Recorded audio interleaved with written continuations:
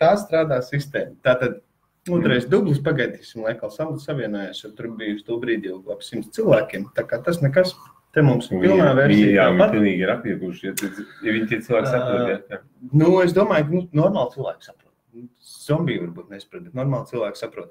Tie cilvēki, kas tagad pievienojās, dalīties maksimāli jau ar šito video, lai pēc iespējas vairāk cilvēki redz, jo kā mēs redzējām tikko kā, ir cilvēki, kas ziņo par kaut kādiem komentāriem, kaut kas nepatīk, speciāli Facebook administrācijai, lai šitas viss bruktu nost, acīm redzot kādam traucēt tas, ko tu stāst, Edgar.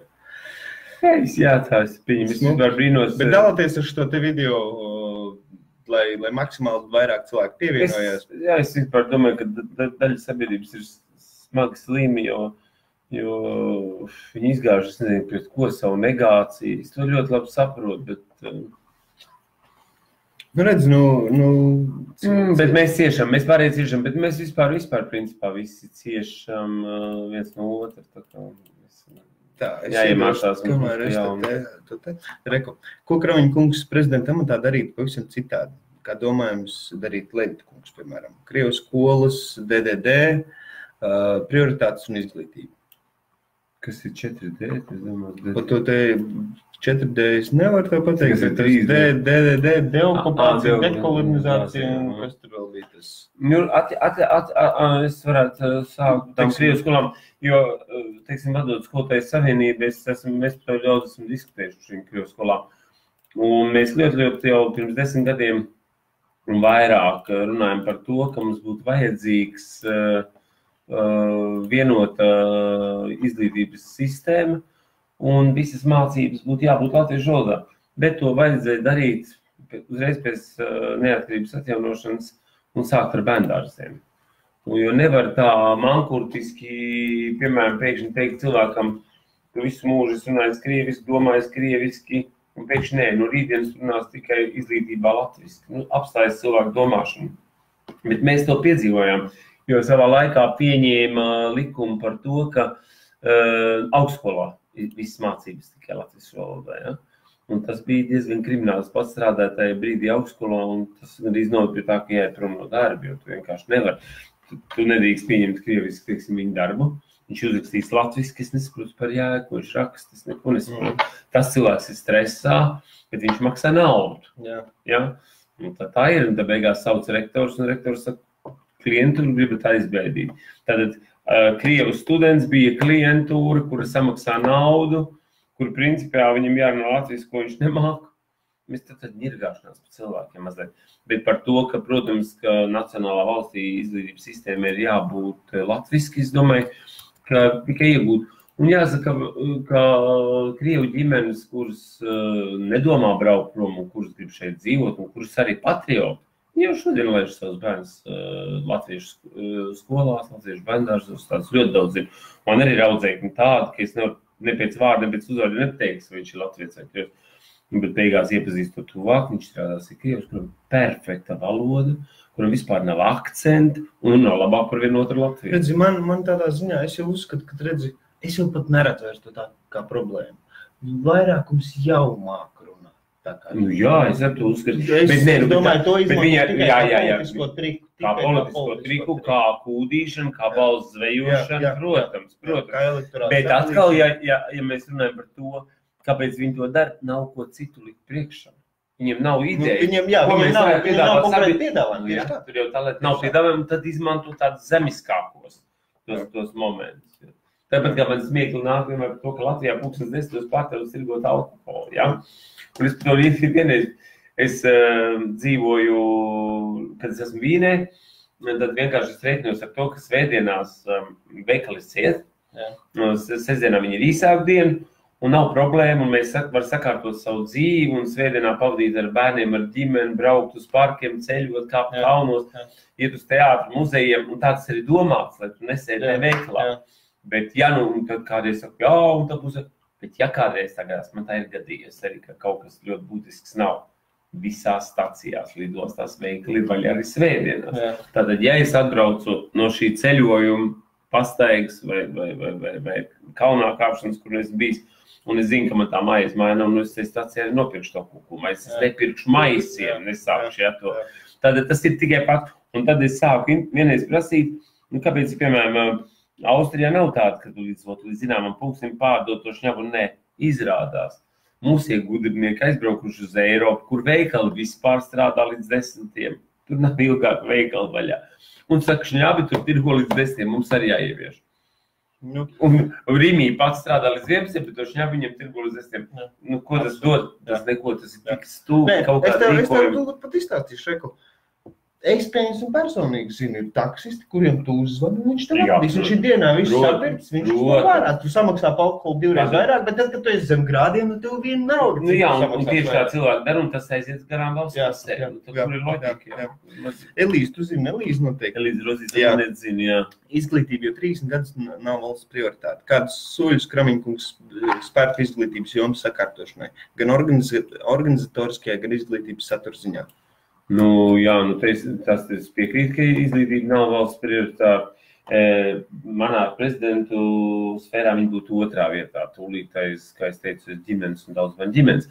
Un tālāk nākšai tā būtu izglītība. Varbūt kādam liksies, ka ļoti dūmies, kā tagad runāja kā prezidenta kandidāts, ka kā tur ekonomika, tur vēl kaut kāds lietas, bet es teicu, dažas lietas funkcionēs brīdi, kā būs. Un es pieņemu, ka daudz vairāk mēs izdarīsim Latvijai, ja, piemēram, tauta, tā frivolizēšu mazliet un sarkastiski sēž uz maizes un ūdens, nekā nav. Ekonomiskā krīze ir maize un ūdens, bet ir laba izglītība. Un to ir parādījuši mums jaunlatvieši, to ir parādījuši, kas ir braukuši uz Tērbatu, uz Pēterburgas universitātēm. Viņi ar speķa gabalu, rupi maizi, tur ļoti sūros apstākļos izdzīvoja, bet ko viņi pēc tam deva atvedot garīgi. Tātad šeit būtu tas stāsts, ka man noteikti izglītība būtu 2. vietā, tad, lai šīs ģimenes un šīs daudzbērnu bērni iegūtu nacionāli vērtīgu izglītību. Jā, nevis, kā mums pašlaik ir baigi izglītības samistrot un visām kompetencēm. Vispār jau neviens vairs nespēja izsekot līdz, kas notiek. Mūsu sistēma uz ko ir uzbalstīta? Mums ir vispār balstās sistēmas to, ka tie, kas ir amatos, vienalga, vai tā būtu, piemēram, slimnīcas vecākā māsa, vai tas būtu skolas direktors. Viņu alga ar skolotāju vai vecākai māsai parasto medmāsu ir milzīga. Un dēļ šīs algas tie cilvēki ir gatavi izdzīt tos, kas ir zem viņus. Un viņi nepieņem neierunzi, viņš trīc par savu vietu.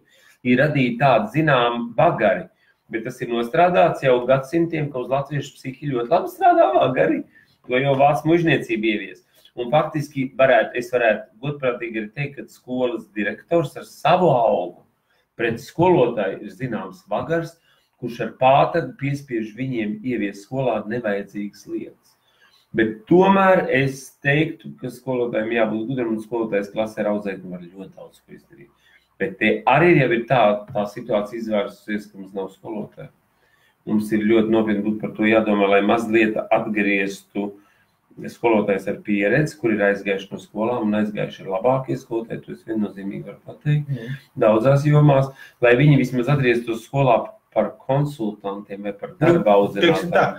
Gudrs cilvēks, viņš saprot, labi, viņš tur nevar nopelnīt skolā un daudz, viņš aizies kaut kur citur, viņš mācās pielāgot. Tieši tā. Kas paliek skolā, tie, kas saprot, ka es jau citur nekur nebūtu darīt. Bet iedomājies, ja cilvēks kārto savu angļu valsts eksāmenu, un viņam ir jābūt 5% pareizes atbildes, lai viņš būtu sekmīgi nokārtojis skolu. 5%. Tad mums ir tie prezidenti. Jā, un mēs tad uztraucamies par to, vispārībā tagad, kā tad tā izglītības kvalitāte, tas ir falsifikācija, atceliet tos 5%, nopludināts eksāmena zīmes, kādas šausmas, ko nopludināt tos 5%?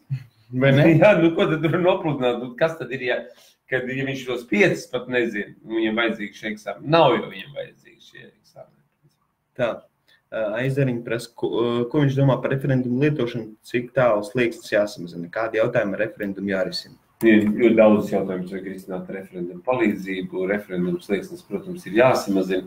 Referendumu var tikt dalīt valstiskajos referendumos un arī vietējos pašvaldību referendumos.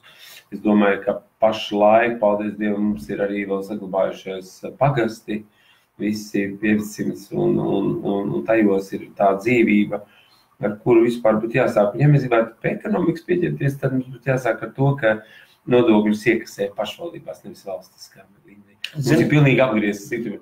Mums mēs uzturam milzīgi dārgu vīdu, kurš iekasē nodokļus, un tad kaut ko atņem tām pašvaldībām, kuras īsti nevar izdzīvot. Nodokļus ir jāvāc tajā pašvaldībā, kur tu dzīvo. Tā pašvaldība vislabāk zina savus cilvēkus. Viņi ļoti labi zina, kurš ir uzņēmējs, kurš nav, kurš tirgojas ar savu lauksaimniecības produkciju, kuram ir kas. Un pašvaldība būtu ieinvestēta iekasēt šos nodokļus. Un tad viņi tālāk atdot rajonam, tālāk viņi atdot valstī un tā tālāk. Tas ļoti labi funkcionētu un strādāt. Zini kā, man bija tāds viena tāda utopiska ideja savā laikā, kad mans personīgais uzskats ir, ka, teiksim, es neredzu Saeimas vajadzību vispār. Es tev paskaidrošu, kāpēc, un es tev paskaidrošu, kā es to skatos. Es uzskatu, ka varētu pietikt ar vienām vēlēšanām, pašvaldības vēlēšanas, ka tu ievēli pašvaldībā cilvēks, jo pašvaldībā tu taču vēl par tiem, kas ir kaut ko darījuši, kas ir kaut kā labi rīkojušies. Un tad no pašvaldības, teiksim, kaut kāds top procents, tur viņiem tur 1, 2 vai, tas būtu citur, kad tie brauc jau uz Saeimu. Un pārstāv, jo, piemēram, cilvēks no Ventspils vai no Liepājas, viņš mācēs labāk izstāstīt par kuģniecības, teiksim, par zveju tieši, kas ir svarīgi, kas būtu jādara. Cilvēki no Latgales mācētu labāk pastāstīt, kas tur, teiksim, strādāt, manā izpratnē. Bet tā ir, protams, tāda utopiska un tā nereāla ideja. Jā, es arī mazliet to iebildīšu, es teikšu, kāpēc. Tāpēc, ka, piemēram, lai darbotos viens pagasts, principā, kā tas agrāk bija pagastvecs, kurš arī vadīja zemesardzi, un bija skrīvers, kurš izdeva īziņas, kurš zīmes, kurš nodeva un tā tālāk. Un vēl būtu trešā persona, kurš raugās par šo nodokļu iekasēšanu. Tālāk, jau kas mums nedarbojas, bet kur es atbalstu tavu ideju, piemēram, apriņķu līmenī, tā būtu jābūt noteikti, ka sabrauc visi šie pagastveči un balso par lietām. Un viņiem katram ir viena balss, neatkarīgi no tā pagasta lieluma. Kas tagad ir uztaisīts, ka mēs pagastus vispār nevēlam. Mēs, piemēram, vēlam centru. Teiksim, man pašam ir lauka mājas Balgāles pagastā, un es vēlu Talsu es nevienu nepazīstu. Bet mēs, ja arī visi iedzīvotāji sanākam kopā un nobalsam, ka mums Janka ir foršs cilvēks, un davai Janku. Mēs varam visi atdot par viņu balsu, viņš netiks Talsus iekšā. Tāpēc, ka Talsu pilsētā ir daudz lielāks vēlētais skaits, iedzīvotājs skaits. Un šajā jomā tas ļoti labi darbotos. Kāpēc viņš nedarbotos valstiskā līmenī, es tev pateiktu? Tāpēc, ka šie cilvēki, kas būtu pagasta veči, un šie cilvēki, kas tālāk aiziet un veidot kaut kādā apriņķu vadību, faktiski viņi būtu uzticami, godīgi cilvēki un labi saimnieki. Bet, tomēr Saeimas uzdevums ir likuma izstrāde.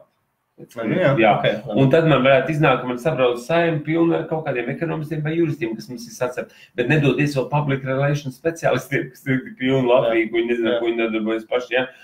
Bet tad Saeima var darboties tikai tad, kā es teicu, ja mēs atgriežamies pie vēlēšanu likuma, kurā savu laiku izvirzīt cilvēkus, ne jau partijas tikai, bija vienots saraksts. Ārsti izvirzīs savus cilvēkus, skolotājs savus. Un tad mēs skatāmies, šitas ārsts ir uzticams, tā mēs atdoties to. Tad viņi sāk, mēs viņus būtu ievēlējuši, mēs varētu prasīt, kāpēc jūs kā medicinā esat sakārtojis medicīnas jomu. Jā, bet šobrīd tas ir diezgan absurdi, jā. Ir daudz tiek lauž šķēp vai vispār vajag 100 deputātus un ko darīt un kā. Man liekas, ka šajā haosā pēc iespējas mazāk vajag kaut ko mainīt jau tajā haosā, kas ir, bet mazliet attīrīt. Ja? Jo pašlaik mūsu valsts ir tāda viena liela istaba, kurā ir viss kaut kas samests. Tā mēdz būt kādreiz bez šūnītes. Jo mēs gribam kaut kādu kārtību. Man garāžu. Jā, tavu garāžu. Tātad vispirms mums būtu, lai mēs gribētu ieviest skatību, vajadzētu šūnīt iznest visu ārā. Vienā jaukā vasaras dienā. Un sašķirot, kas vajadzīgs, kas nav vajadzīgs, tad mēs varbūt arī atrastu daudz vērtīgu. Tajā visā. Jā. AS Zariņš prasīja arī, kādām jābūt kaimiņu attiecībām ar Krieviju? AS Zariņš jautājums ietver sevi atbildi. Ar kaimiņiem attiecības vienmēr ir kaimiņi. Taisnība viņam varētu atbildēt, un jo tālāk, tev ar savu kaimiņu ir citas attiecības, tad pretējās mājas iedzīvotājiem cits, vai ne? Un ar valmieriešiem cits, un ar īzniekiem vēl cits. Jā. Tas noteikti ir. Ar kaimiņiem vienmēr uzturēt kaimiņu attiecības. Pie kā tu ies pēc salas, ja ne pie kaimiņu? Par banku sistēmu Latvijā, ko domā? Pirmkārt, es domāju, ka mums nav īsti Latvijā bankas vairs savas. Un to banku sistēmu Latvijā ir pakļaut kaut kādu citu valstu interesēm mazliet. Katrā ziņā viņi ir pašlaik ļoti kaitnieciski, es varbūt tā varētu teikt. Ja? Kaut vai, ja mēs, piemēram, man pat arī atnāca jaunā banku karte. Ja? Kā mēs zinām, viņa atnāk jau ar šo zīmīti, tu vari bez kodu lietot. Jā. Tātad es eju uz banku, man jātērē laiks, un es saku, lūdzu, noņemiet man šo funkciju. Es drīkstu noņemt, bet man jāaiziet. Ja? Pretējā gadījumā tu brauc trolēbusā. Ir jau tagad... Man ir noreģistrēts Bolderājā tabaku tirgotavas kioski. Es pirms iekāpu tramvajā, uzspiežu tev, nobrauc tev garām, tev noņem summa. Tu brīnies pēc kāda, pa ko man noņem 8, 20, 30 lati. Banka tev mierīgi atbildēs. Kā jūs Bolderājā pirkāt šņābi, cigaretes un vēl kaut ko. Saka, pagaidiet, es par te dienā Bolderāja nebija. Tu tur var traks palikt, vākt liecinieks no darba kolēģis, kas tevi sēdējuši tajā brīdī pie galda, bet tu dabūt savu naudu nevar. Un, piemēram, es izstāstīšu vienu arī tādu gadījumu, kas man ļoti darīja uzmanīgi. Es marta mēnesī biju Pēterburgā un es domāju, ka es gribu pasūtīt biļetes uz teātru. Agrāk es to varēju izdarīt pilnīgi mierīgi, ielogojoties attiecīgā teātra vai koncertzāles mājaslapā. Kad es ielogojos Marinskī teātra mājaslapā un apstījos izrādes un apstījos plānojumus un vietas, par kuru cenu man apmierināt, man pateica, jūs nevarat piereģistrēties, jūs nevarat pasūtīt biļetes, pirms jūs neesat piereģistrējušies. Labi, es sapratu, ka man šajā mājaslapā jāpiereģistrēs. Es piereģistrējos šajā mājaslapā. Es uzrakstīju, protams, savu lietotāju vārdu un izdomātu paroli tajā brīdī, ko Dievs atcerēties par kāds mums ir parols un cik vajag lielos burtus un kur.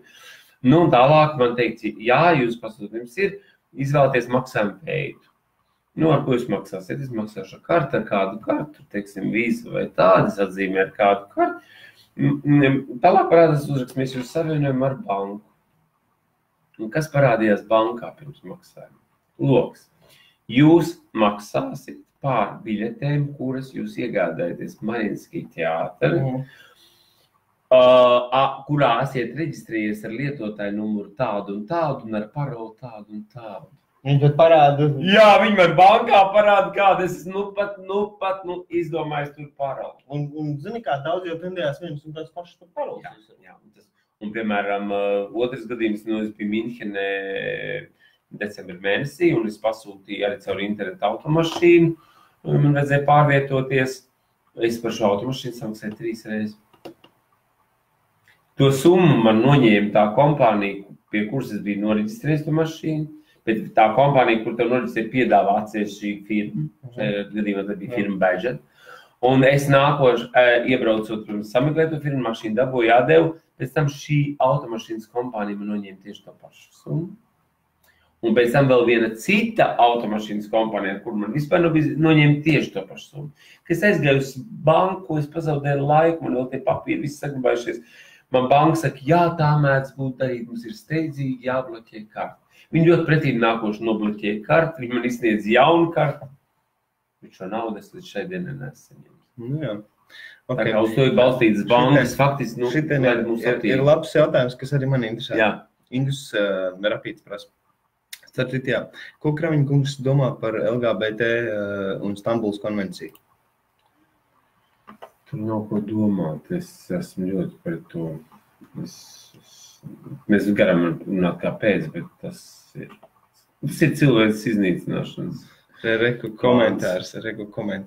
Kramiņa kungs, kādēļ jūs sēžat blakus šim neadekvātajam cilvēkam? Tas nav jūsu līmenis, sorry. Jā, bet es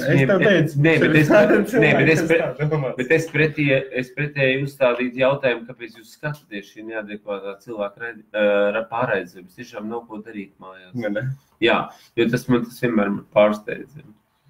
Bet šo, piemēram, šādu pašu komentāru vienreiz preses klubā bija minējusi Strautmanu, mums bija tāda kādreiz tāda žurnālisti baida. Un viņi arī bija ierakstījis tādu komentāru, tikai neprātīgais skatās šo raidījumu.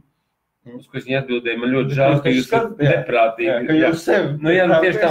Un tas cilvēks arī kāda starpība, vai es sēžu, kā viņi tur rakstīja tev blakus šeit, vai viņi sēž un skatās tev no savu dzīvokļu, no datoru, kur viņi atrodās. Jā. Es uzskatu, redz, te jau ir tā lieta Latvijai, kāpēc mēs esam tik nenormāli sašķelti, ka man nav vispār cilvēku, ar kuriem es nevarētu iet uz dialogu. Man nevarētu būt neviena cilvēka. Ko tu man esi izdarījis slikti? Tu man neko neesi izdarījis slikti. Es varētu, varbūt, ja tu man būtu nodevis, es tev ļoti labi varētu pateikt, zini, ko Jāni, es neciešu nodevības. Un es cilvēkiem varbūt vispār dodu vienu iespēju dzīvē. Tu man esi pievīlis, piedod. Bet tu man neko slikti neesi izdarījis. Bet, diemžēl, jāsaka, ka man tas ļoti sāp vakaros, kad es lasu šos komentārus. Es tagad esmu vienkārši spiests vairāk palasīt, es vairs nestos, jo cilvēki grib rakstīt vēstules. Piemēram, tāds ļoti spilgs piemērs bija, kad es atnācu Pēterburgā, tā bija man dzimšanas diena, 14. martā, un es atnācu ar savu mammu vakarā uz viesnīcas numuru, jo tā bija man dāvana mammai, jo viņa man bija, kā saka, tomēr es biju piedzimis Pēterburgā, un tas viņas nopelna zināmā mērā. Un es atvēru Facebook vakarā, un es mammai apsties 215 apsveikumu. Viņi saka, ko tagad darīsi? Es saku, es viņus izlasīšu tos apsveikumus. Viņi saka, tu galīgi dūsēji gulēt. Es saku, cilvēks ir rakstījis. Te es izlasīšu tos apsveikumus. Protams, es katram individuāli nevaru atbildēt. Te es uzrakstīju visiem vienu kopēju pateicību. Paldies par sveicieniem dzimšanas dienā. Ja? Atrodos Pēterburgā un tā tālāk. Uz ko seko komentārs? Viens cilvēks uzreiz ierakst, tagad man ir skaidrs, no kurienes jums ir šī iezīmētā inteliģence. Un saka, nākšais komentārs, tu vecā maita, kaut tu mēli norīt. Un tālāk, es jums izslēdzu šo daudz. Bet nākošā dienā es redzu, ka uz šo komentāru aiziet cilvēki, tērē laiku, un tur jau ir 236 sāk viens otru apkārt. Pasties, kas notiek pie Tomsona. Pusdienas pārtraukumā. Viens piezvan un lamā kādu, kurš ir piezvanījis pirms viņa. Trešais sēž pie radio un lamā tagad to, kurš tagad ir piezvanījis, kurš lamā to. Nu, tā ir uzbūvēta latviešu sabiedrība. Bet principā tas ir ļoti nevērtīgs raidījums. Tu veic labu darbu, jo tev ir kaut kāds zināms cilvēku loks, ar kuriem tu sazinies, un kuri vēlās dzirdēt manu viedokli. Man arī aptur uz ielas ļoti bieži, un es tērēju savu laiku, un es ar viņiem runāju. Es nesaku, ziniet, ko jūs esat te viena ar bērnu ratiņos, savācies vismaz 10 mātes kopā, tad parunāsim. Nu, nē. Tas man liekas ļoti smieklīgi. Bet... Es domāju, ka cilvēki ir ietrenēti. Tas ir tas rezultāts tai. Krievi, latvieši, tas viens, tas ir jau gadiem. Ja? Otrs ir tāda partija, šitāda partija, nebalsojot par sīk partijām. Tas ir dalīts daudzos līmeņos. Tas jau ir jau iestrādājis, man liekas, mentāli. Skumīgi, bet fakts, es tev piekrītu, jā. Tālāk. Kultūras loma, viņa domas par kultūras industriju. Ko domā par kultūras industriju? Par kultūras industriju, tas ir jautājums, ko es tā kā teicu, ka man otrā vietā ir izglītība. Es teiktu, ka man trešā vietā ir kultūra, bet tomēr šīs jomas vispār negribu dalīt. Un es uzskatu, ka man bija simpātiski tie solījumi, kad teica, ka ir jāsamazina ministrijas skaits. Es esmu pilnīgi par to vienu ministriju, kur noteikti uzreiz ir apvienot, tā ir izglītības un kultūras ministrija. Jo faktiski kultūra, ja mēs runājam par tādu plašākā nozīmē, ir izglītības rezultāts, izglītības kvalitātes rezultāts. Bet ja mēs runājam par kultūru, kā daži domā, ka tā ir māksla, tur teātris un tā tālāk, tad ar to pietiktu viens departaments, jo māksla ir profesionāli, viņi nav jāregulē vispār, ja mēs tā ņemam. Mākslā jāļauj strādāt, nevis viņi jāregulē, bet šobrīd, diemžēl, māksla tiek ļoti regulēts ar kultūra kapitāla fonds, ar pasūtījumiem, ar naudas sadalījumiem. Un ja mēs šodien skatāmies, tad ir šeit mākslas projektos, kas mums tiek uzstiepti kādreiz, pret ko cilvēks protestē, jo māksla vairs neveic savu galveno funkciju. Viņa nepabaro man dvēseli. Jā. Cilvēki lamājas un māksla man iztukšo. Vienīgais, ko ieliek skolas somā bērnam pa brīvu, tā ir melnā sperma. Ja? un izrāda tādu dabūju naudu, jā, kas ielikt. Un jaunietis iet, un viņš varbūt arī domā, ka varbūt arī spērni ir melni, un tad es viņam saku, zini, vecīti, es saku, neej uz to izrādi, bet tu zini, ka neģeriem arī balti, es saku, un tādā veidā, tas ir, diemžēl, tādā veidā, un tā kā es aizietu uz cilvēku teātri, lai viņi pastāst, kas ar viņiem notiek, principā viņi vairs nesmējās, un ja viņi nesmējās, kāds bija kādreiz komēdijas un mākslas uzdevums, tad viņš neatvesaļojas savu smiekliem, un viņi vairs neraud. Un ja viņš neraud, viņam nešķīstās viņa dvēseli, kas viņam arī jādara. Māksla kultūra ir ļoti, ļoti, ļoti jāsajūt ar izglītību. Un te ir jābūt nacionālajai kultūrai, kas tad mums valstiskā līmenī ir jāatbalsta. Vai mums ir jāatbalsta čekista dēla rīkots koncerts pie Gaismas pils par 190 000? Nē. Mums ir jāatbalsta tā lieta, kas ir Blaumans, kas ir Aivis, kas ir ordināli. Tu to Weber izkursā, Es tiešām neesmu redzējis savu šobaldu dienās klausies, un principi pēc negribu klausīties. Neklausies. Jā, man jau ka visi saka, jā, bet cits saka, domā, ko es domā. Man ir pilnīgi skaidrs, ka tas ir kaut kāds sauzes, bet zini, cik daudz ir grāmatas, kas nav izlasīts, ieraksts, kas nav dzirdēts, dziedātāji, kas nav noklausīti. Tas taču nemainīs neko faktiski, tas mans viedoklis. Reku. Mārcis Sarguns gribētu dzirdēt viņa ideoloģiju virzienu, kurā viņš vēlas virzīt Latviju, kā arī ekonomiskās izaugsmes plānu. Bet dienījās. Cilvēki ir iemācījušies tādi jautājumi, bet es laikam nevaru uz viņiem atbildēt, jo viņa mazliet jautājumi no sēguma. Kāds bija jautājums vēlreiz? Latvijas virzienu un ekonomiskie plāni. Man nav nekāda ekonomiskie plāni, uzreiz teikšu godīgi, un tas arī nav prezidenta uzdevums. Man ekonomiskie plāni arī nav saistīti ar kandidēšanu uz šo amatu, ka es teikšu, tagad man būs mašīna, tagad man būs tas. Es vispār esmu par to, ka prezidentam jāvar dzīvot ļoti demokrātiski. Piemēram, man izbrīna tas, ka prezidentam stājoties amatā ir jāpiešķir dzīvoklis, kur dzīvot.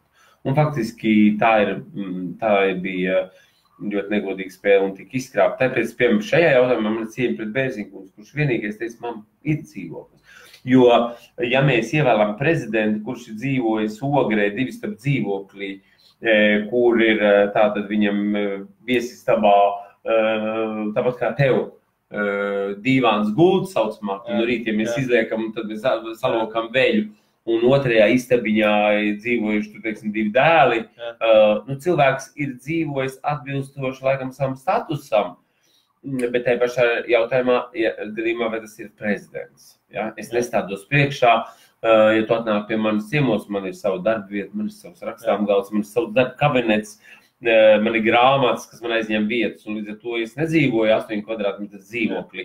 Un tad jautājums, vai tev vajadzīgs ir prezidents, kurš dzīvo 8 kvadrātmetru dzīvoklī, vai varbūt vispār labākā gadījumā zem tilta, un tagad ir nolēms kļūt par prezidentu, lai uzlabotu savu materiālu labklājību.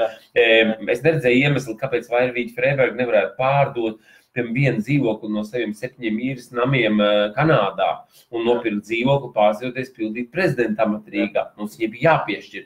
Kāpēc Valds Zatlers savu dzīvokli atdeva dēlam, lai pats būtu bez dzīvokļu un valsts viņam piešķir dzīvokļu? Kas notiek? Tas, manuprāt, ir pilnīgi murgs.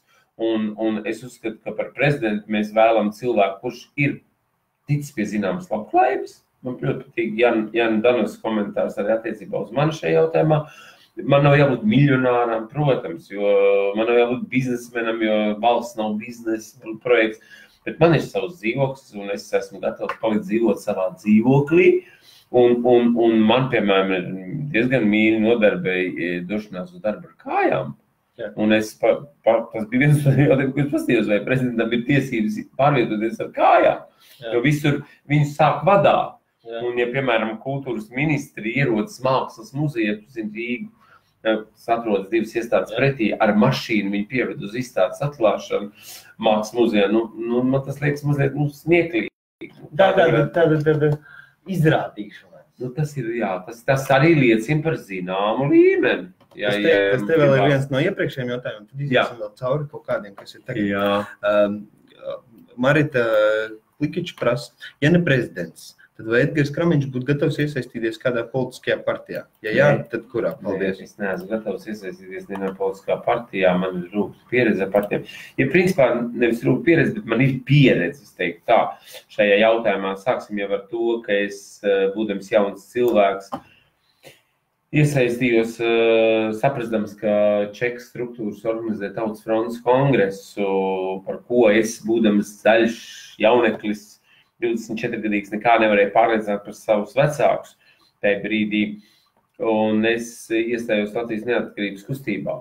Un pēc tam es piedzīvoju, kā šī kustība tika noslāpēta, pārveidot viņu par partiju, pēc tam pievienot viņu pie Tēvzemēm brīvībai, kas bija atkal čekistu organizēta struktūra vienība, kas tagad, protams, skatās kā Nacionāla apvienība, jau izaugus un tā tālāk. Pats partiju likums un pati partiju sistēma, mēs varam dibināt kādu partiju, mēs gribam, mēs nonāksim pie tā paša. Šī sistēma ir nederīga. Ko es esmu ievērojis, ja? Tā partija, visa sistēma radījusi tādu augstu, skaties, partijā taču iet, kas, tev ir pieņemti partijas tā kā statūti, ja? Un visi iet, kas ir līdzīgi it kā domājuši. Pēc tam partijas sašķļās, tātad viena līdzīgi domājuši, bet jau divās sejās, un tā kā jā. Tās vēl sadalās, un respektīvi, tā viena partija, sašķeļoties ar vairākām galvām, pārņem būtībā visu elektorātu. Apskaties, kā attīstībai par un jaunā vienotība reāli apčakarēja vēlētājs, un viņi tagad ir otrā lielākā partija. Jā, saprīgi. Bet galvenais, tas ir atkal gudrs nostrādāts gājiens. Bet kāpēc partijas sašķeļās? Tāpēc, ka faktiski viņas dibinās ir kā normāli ar domu pārņemt varu valstī. Jā, tas būtu partijas uzdevums. Mums ir redzējums, mēs gribam to, mēs pārņemam valstu, un tam mēs realizējam.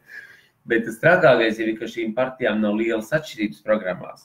Un faktiski viņām nav īsti redzējumi. Un iznāk, ka šais partijās,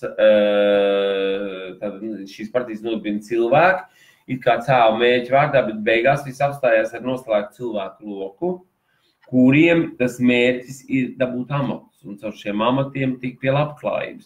Jo tā paudze, kas kādreiz bija, kas dibināja Latvijas valsti, kas dāvināja Latvijas valstī savas grāmatas, universitātē ēkas, un kas ar savu darbu var tagad kalpot valstī, tāpēc, ka es esmu, valsts man devusi to, ka es esmu veiksmīgs cilvēks. Man tas ir jādod atpakaļ. Tā ir aizgājusi. Un nāca paudze, kurš saka, pagaid, vispirms es, un ja man klāsies labi, tad jau jums ar klāsies labi. Un tāpēc mēs mums 90. tos, kurus vaļīnos, tagad viņi ir pie varas. Jā, tāpēc mēs esam nonākuši šai krīzē. Jautājums labs. Ja Kramiņa gadījumā ievēlēs, vai viņš būs gatavs atlaist ministru kabinetu un Saeimu? Mani ievēl, un es rīt atlaižu Saeimu, tam taču nav nekāda jēga. Nē. Ko jūs ievēlēsiet, tos pašus mazliet citā proporcijā. Ja es kā prezidents šodien atlaistu Saeimu, kas nāk vietā? Ja? Pirmkārt, mums nāktu tas, ka varbūt tātad kaimiņi, tai saucamai partijai, būtu pa 2 deputātiem vairāk, strīķei pa 2 mazāk. Jā. Mēs nonāktu pie tā paša, jo vēlētais jau vēl nav mainījies. Reizi 4 gados, kad notiek šīs, tur jābūt ļoti lielam ekscesam, lai atlaistu Saeimu, es uzskatu. Ja Saeimu nevarētu sastādīt, es varētu atlaist varbūt ministra kabinetu, jo viņš nestrādā. Un ja Saeima ilgstoši nevarētu sastādīt jaunu valdību, kā tas ir pēc pašreizējās likumdošanas, tad krīt Saeima. Tāpat kā ministra kabinets krīt, ja nepieņem budžeta Saeimu. Ir attiecīgi punkti, kas funkcionē un strādā.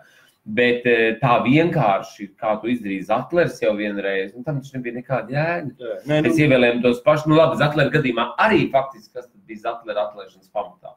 Tas bija Sandrs Kukuls, viņam pietuvināts cilvēks, Lilits Zatlers un vēl daži citi ideja, ko darīt ar Valdu Zatleri, jo viņš vairs nebūs prezidents. Tad viņš var atlaist, un tad viņš var nodibināt partiju, un tad viņi ienāks iekšā, un tā arī notika. Zatlers lielais varonis, baltā zirgā, mēs viņu ievēlējam, kur ir Zatlera partija šodien. Man liekas, man ir saglabājušies visi mani ieraksti, jo viņi kādreiz pazūd no mēdījiem. Un man ir ļoti daudz intervijas, ja es varētu izgriezt, ja man būtu laiks, un es viņus salikt ar konkrētiem gadiem, tad jūs redzētu, kā visi ir piepildīti.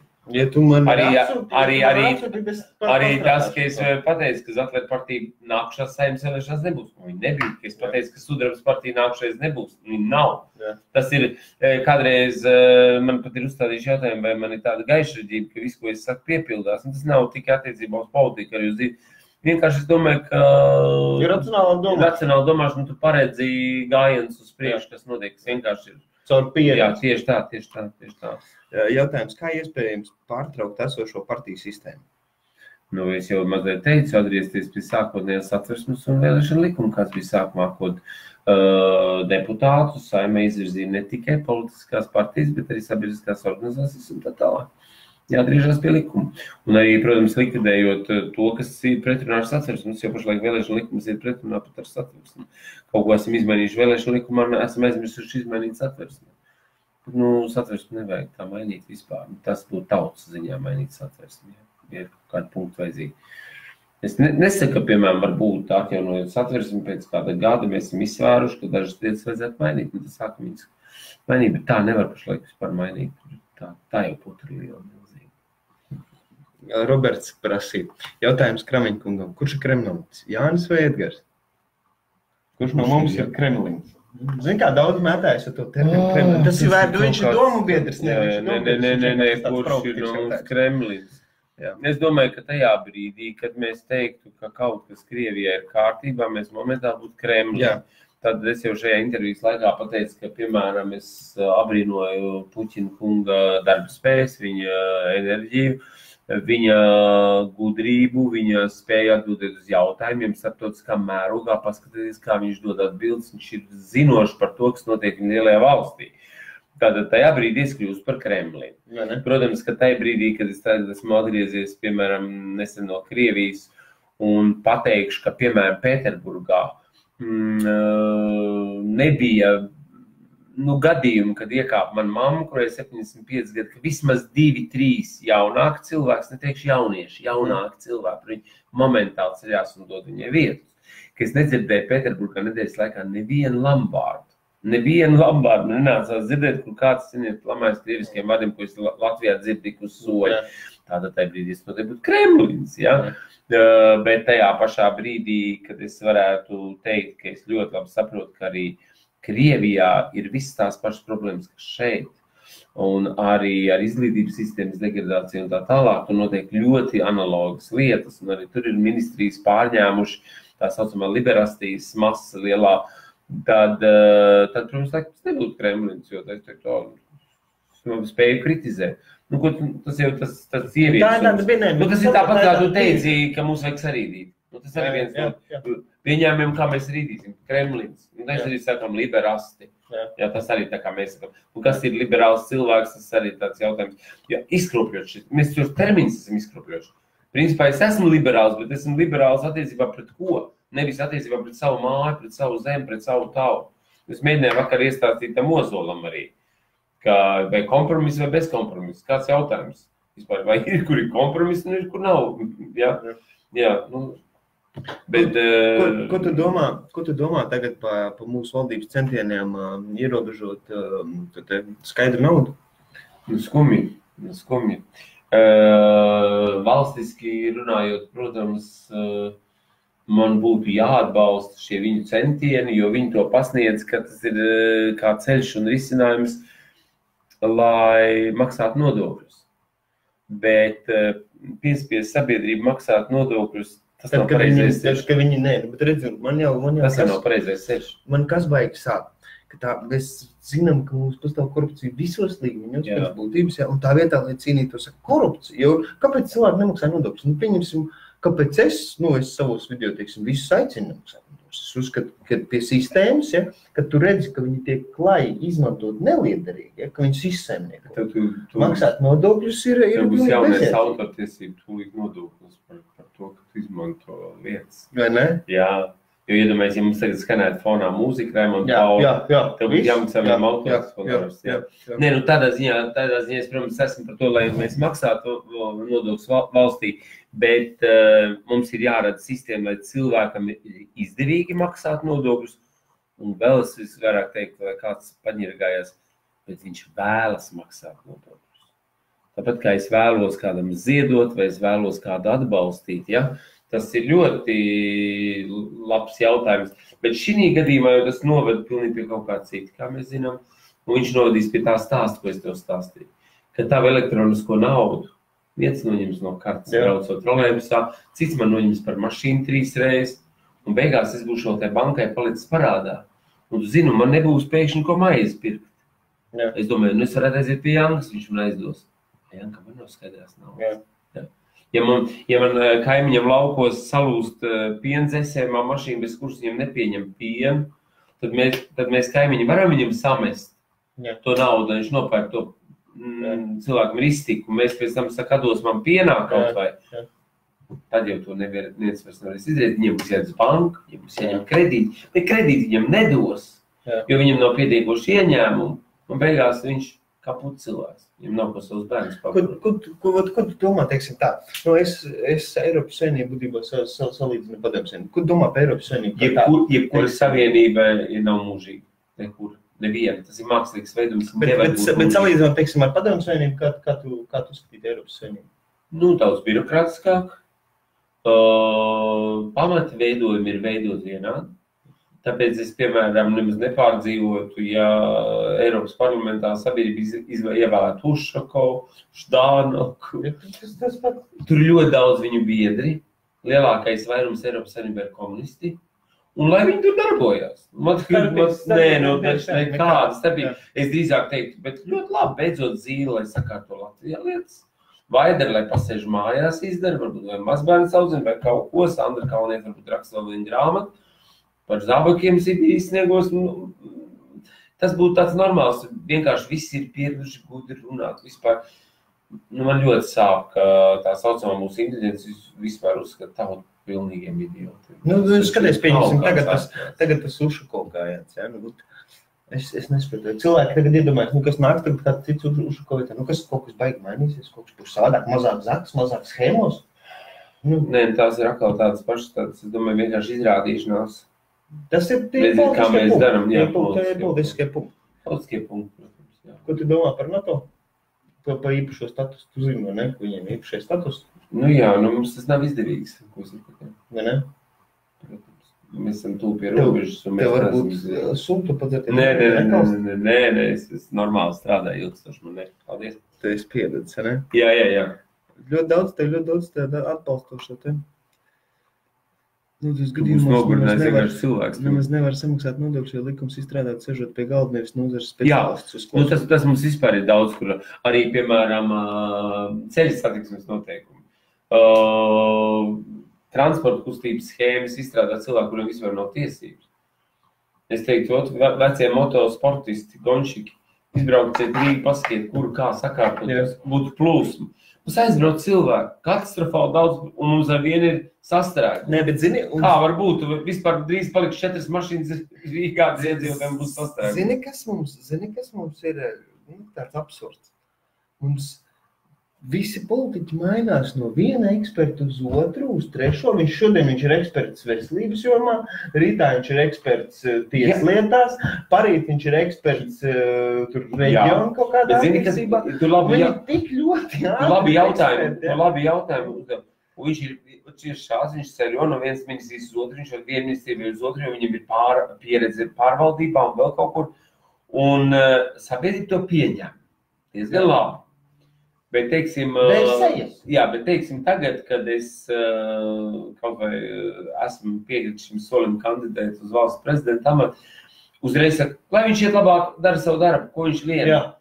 Viņš jau nav te, varētu domāt, ka valsts prezidents ir. Tur ir speciālists, bet viņi tie, kas maina tos krāsas, tie ir tādi. Jā, bet interesantākais, ka tur vajag speciālists, es pieņemu, bet valsts prezidents nav profesija.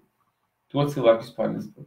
Faktiski jau valsts prezidents nav profesija. Teikt, lai viņš iet Govislavu, ko viņš tagad pēc lūkām nāk, jā. Bet šeit jau ir pilnīgi citas kvalitātes, kas ir vajadzīgas valsts prezidentam.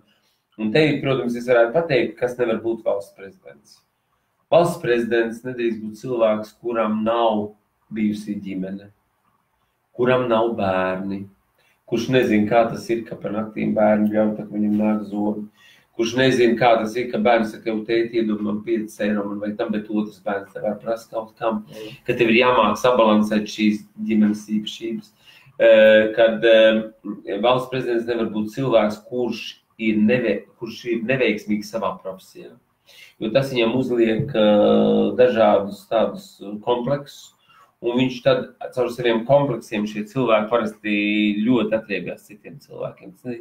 Valsts prezidents nedrīkst būt cilvēks, tātad viņš nedrīkst būt vienkārši ārsts, aktieris, dziedātājs, kurš nav vadījis kolektīvu. Valsts prezidentam ir jābūt cilvēkam, kurš savā profesijā ir vadījis kaut kādu cilvēku kolektīvu, kurš ir pieredzis vadīt cilvēks mazliet. Valsts prezidentam ir jābūt labai izglītībai, tātad, kuram ir vienkārši vēl analītisks spējas domāt. Un vēl es teiktu, ka valsts prezidentam jābūt cilvēkam, kurš ir darījis kaut ko sabiedrības labā pa brīvu. Tas nerodas vienā dienā. Es esmu to darījis pa brīvu, to darījis pa to es darīju pa brīvu. Esmu 10 gadus vadījis Skolotāju savienību sabiedriskiem pamatiem. Ka tev rūp sabiedrība, nevis tā nav. Gājis uz Saimu, sapratis, kas notiek tajā lietā, kur mums ir ražošana, kur mums ir jāizdzīvo, un kas notiek otrā pusē Saimā, kur pieņem kaut kāds likums, kas tiem nav vajadzīgi, nedarbosies. Tātad tas ir diezgan interesants. Jēzus prasa. Kā jūs komentētu par varas attieksmi attiecībā par protestu pie ministra kabineta badstreiku, par mediju rīcību, bezdarbību? Par mēdījiem, mēdī ir regulēti, to taču mēs visi jau tagad labi saprotam. Mums daļēji varētu teikt, ka mums ir brīvs internet tīkls un Jāņa Sondora kanāls. Bet kā tu redzēji, mums šodien pārtrauc, tātad viņš arī nav pietiekuši brīvs. Un tāda signāla daudz, ka cilvēks neļauj. Un es esmu ļoti to uz sevis to izdzīvojis, ka, piemēram, noteikti ir attiecīgi jautājumi, kur es nevaru neko izdarīt, kur man nelaidīs presē un mēdījos, un viņi nav brīvi. Viņus regulē kāds tādos mēdījos. Visbiežāk pie varas esošie politiķi. Un tur atkal cilvēki tik ļoti trīc par savām vietām un tik ļoti ir iebiedēti. Ja es teiktu, viņi tomēr ir nopirkti.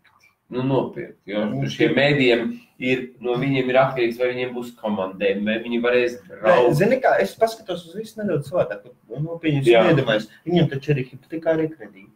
Tā jebkuram man arī. Ja viņš tagad pazaudē darbu, viņš ir iegājis valsts maizē, viņam jau pat nevajag to darbu labi darīt.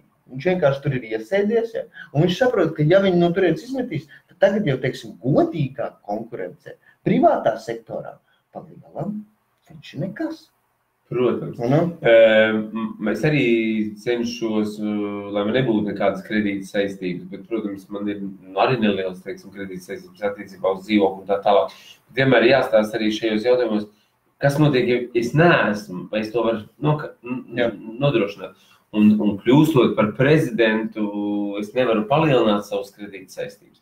Bet pasties uz Saeimas deputātiem, kas notiek. Viņi momentāli palielina savus kredītas saistības. Viņi tūlīt iegādājas jaunas mašīnas. Skaties, tā kā Dombrovskim, viņam pat procentus nevajadzēja maksāt par saviem tiem, kur bija viss tas stāsts. Un kas vēl bija zīmīgi, ja tie varu apskaties, kas man vajag sākt. Vai Dombrovskis ir vainīgs? Bija cilvēks vēlēs viņam pakalpot. Bet piemēram, kas man ļoti sāp apskaties. Pareks, visi zināja, ka Pareks bandīta banka, Pareksam neļauj nobankrotēt, sadalīja labajā bankā, sliktajā bankā un izglāba par nodokļu maksātāju naudu. Krājbanka turpretī ļāva un nobankrotēt. Reāls savēju atbalstīšana. Ja mēs runājam par Krājbanku, savēju un suši. Par Krājbanku skaidrs, attiecībā uz Pareks banki var nav tik viennozīmīgi. Viņi sadalīja divās daļās. Viena daļa nē. Viena atstāja cita daļas. Otra daļa. Labāko pārdevumu, sliktāko paturēja valstī, par nodokļu maksātāju naudu, lai viņi dabūtu tā kā formā. Bet tajā daļā, kas nesavalstīja zaudējumus, tajā daļā ir arī viens otrs Saeimas deputāts šodien iesaistīts. Tas arī vēl kādreiz nāks, vēl viss atklāsies. Vai ne? Jā, protams. Tā. Raivs Džeriņš raksta, lai vēlētos maksāt nodokļus, ir jāpanāk, lai viņus ar saprātu izlietot. Jā, tieši tā, es pilnīgi piekrītam, kā tiek izlietot. Kāda man ir vēl maksāt nodokļus, ja man nepārtraukt saka, ziedojiet cilvēkam, jo viņiem ir slikti ar veselību. Viņam vajag to darīt un to darīt. Mums nav naudas, glābiet bērnus, glābiet šito. Labi, es glābšu tos bērnus, bet kāpēc man jāmaksā nodokļu valstī, ja? Jā. Protams, ka es man teiktu, ka mums ir nodokļi, bet paskatīties, ko mēs tagad darām, Jā. ja? Bet ko mēs faktiski Nu, darām. apsies, ceļu nodoklis, ļoti zināms piemērs. Ir divi Mēs varianti. vismaz Vai nu ceļu mums, nodokli. piemēram, vai nu mums skola ir ēkā, kādā pilī vecā, kur ir nolaist. Jā. Un tad mēs sakam, nu, tagad jāapvieno skolas, tāpat nav jēgas, ēka ir vec, un tad tā tiek pārdot. Jā. Kādam ārzemju Pakāpēkam. līškungam. Vai otrs variants. Mēs esam paņēmuši Eiropas Savienības naudu. Mēs esam ieguldījuši savu naudu. Mums vēl ir kredīta saistības par šo ēku, Jā. bet skola likvidē. Jā. Un mēs viņu pārdosim. Jā. Un kas maksā šīs kredīta saistības? Valsts turpinās maksāt. Jā. Nu, tas ir, kāda var būt cilvēkam vēlme, tad maksāt nodokļus. Nu, ļoti grūti. Aina Kļaviņa rakstu, tu noteikti redzēji par to Viņķeles, to psihiatrisko. To Jā, palīdzību, viņi tagad ir iesaistīti. Aina Kļaviņa rakstu, jā, Viņķeli ir eksperti psihiatrijā. Vai es nezinu, vai viņi ir eksperti psihiatrijā, bet, nu, katrā ziņā tas ir ļoti, ļoti smags variants. Un es ar viņus esmu vairāk kārtīgi kontaktējies.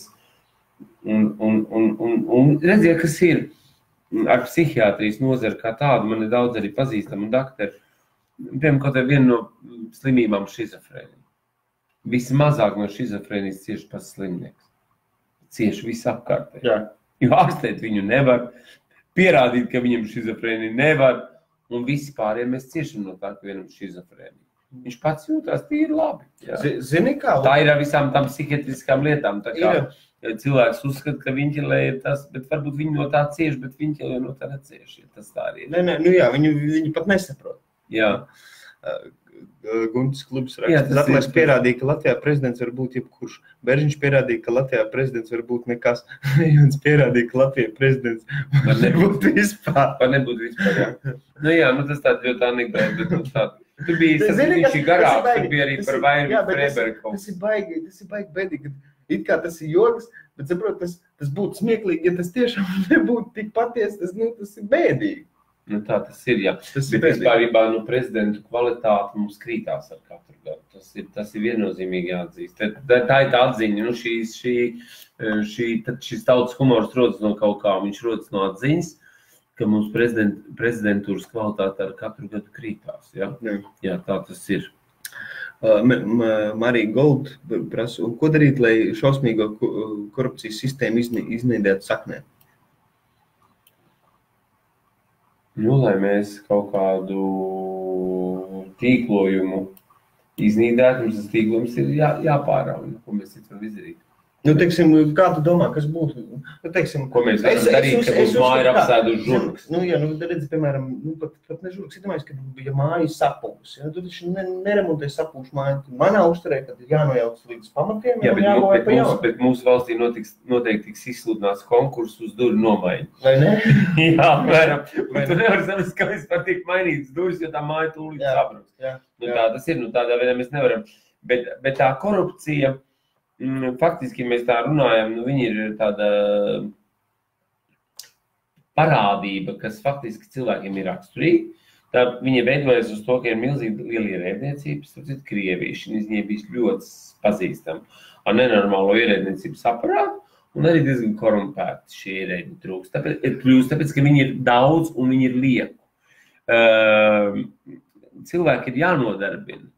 Un piemēram, arī par vidu ir ļoti daudz, ka tur ir koruptīvas saiknes. Ja? Kamēr vidā ir 4000 darbinieku un kļūs vēl vairāk, tikmēr korupcija augs. Samazināsim vidus 500, viss būs nodarbināts, kādu laiku nebūs laika korupcijā. Tātad vienkārši ir jāpārauž šīs korupcīvās saiknes ar sistēmas palīdzību, ja mēs to vēlamies darīt.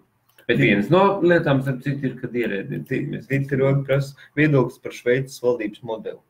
Tur bija tie cik tur 6 vai cik tur tie Nu, daudzi uzskata, ka Šveices tas modelis ir ideāls. Nu, Šveice ir, tā kā Roma ir valsts valstī, ja? Vatikāns Romā ir valsts valstī, ja tā varētu teikt, Itālijā. Tā Šveice, tas ir kaut kas ārpus visu pārējo valstu sistēmas. Nevelti bankas, kuras tu noguldi naudu Šveices bankās, viņiem darbojas citādi. Nevelti ap Šveices ezeriem mājas ceļ īpaši cilvēki. Un tie cilvēki Man ir viens jautājums, kā tev ir laika, vai ne, lai es tev baigi? Jā, mēs varam drīz arī nopeļoties, ja jautājumi ir beigušies. Nē, jautājums nenoteikti visu laiku, kāds varēs kaut ko atrast. Reku komentārs labs. Normāls Tūdiņš raksta. Jā, Kramiņkungs ir persona un grata mēdījos. Kāda iespēja, ka par viņu kāds dzirdēs ārpus Facebook līdz prezidenta vēlēšanām? Es nezinu, kā par mani kāds dzirdēs. Pirmkārt, es domāju, es esmu persona un grata, bet es domāju, nav neviens saimnes deputāts, kurš nezināt, kas ir Edgars Kramiņš no 100. Nezinu, kādā veidā sabiedrība mani pazīst. Man ir grūti pateikt. Tas ir visticamāk. Zini kā, pat tevi ļoti Es domāju, ka dzirdēji, tad, kad tu tajā reizē pateici tieši un atklāt, ka tu saraudināji. Tad viņš vienkārši kļūt, pateicoties varbūt Facebookam populārāks. Bet arī pēdējais raidījums, piemēram, kad varbūt bija doma uzaicināt mani, lai kaut kādā veidā... Tas bija ļoti... Nē, tā situācijā, jā. Un tu ļoti labi atbildēji. Jā, un tādā veidā arī tā ir publicēta, lai cilvēki ieraudzītu. Šodien jau cilvēkam var nebūt mājā televizors, viņš tomēr... Es teiktu nevis Facebook, bet internets kā tāds. Jā. Bet, protams, kad ir ļoti daudz cilvēki gados, kurus saka, ka viņi lūdz saviem bērniem. Lai viņus iepazīstina, kas ir Kramiņš, ka viņi netiek klāt, ka viņi zina, kas tas ir. Jā. Un TV24 kanāls gan ir tāds, ko pensionāri var skatīties bez maksas. Jā, bet redzi, un TV24 vēl patreiz vienīgais, man liekas, tāds, puslīdz, kurš parāda abas puses. Cik pa vēlam citu televīzijas to te nav. Vai jūs skatāt, ka prezidentam pēc prezidentūras pienāks tāds drošības pilvāds? Nē, noteikti ne. Tā. Es domāju, mēs varētu, jo es vēl gribēšu noteikti, ka tev iedzert tā kafiju parunāt. Jā, tad mēs varētu sarunāt, ka mēs esam diezgan, cik mēs esam bijuši ēterā. Tagad ir stunda, un pirms tam, man liekas, mēs kaut pusotru stundu. Mēs esam pārspējuši visus ēteru laikus. Ēteru standarts ir 26 minūtes plus reklāma. Vai ne? Tev ir 2 raidījumi. Tā kā neņemiet ļaunā un bija prieks arī visi satikties un redzēt jūs. Daudz noteikti nodos sveiciens. Jā, paldies. Labs jautājums par nodarbinātību, kas būtībā ir regulējumi globālā mērogā, īpaši redzot, kā progresē tehnoloģijas, aktualizēsies jautājums par liekiem cilvēkiem. Diemžēl. Bet viņus jānodarbina citādi. Un vēl mēs aizmirstam, ka mēs varam saīsināt darbdienu. Atkārtosim vēl cilvēkiem, kad dalāties šo te video, atbalstat, palīdzat Edgaram un izspiežat, kā es saku, parasti pēdējos sūdu no tās laika pogas. Man bija prieks tiem daudziem cilvēkiem, kam tas interesē. Man bija prieks par tavām ļoti viedajām un gudriem atbildēm. Tu esi, man bija prieks, ka tev skatās liels favorīts. Cilvēku pašlaik, saprot, jā? 84. Iepriekš bija, tad bija tā pirmā dēļ, tad bija ap 100, bet, ja ir tāds te, tad arī aizies pēc tam ļoti daudz cilvēkiem. Tagad, piemēram, vēlas laiks. Es pats kādreiz pastos arī, tad man ir brīvs brīdis. Tā kā man ir patiesi prieks, un es domāju, ļoti daudz paldies par jautājumiem. Jā, galvenais. Iedarsim kafiju, patāpāsim. Paldies par jautājumiem, arī jauku vakar visiem. Un zini, kas man patīk vienmēr novēlēt? Paliekat forši. Čau. Čau.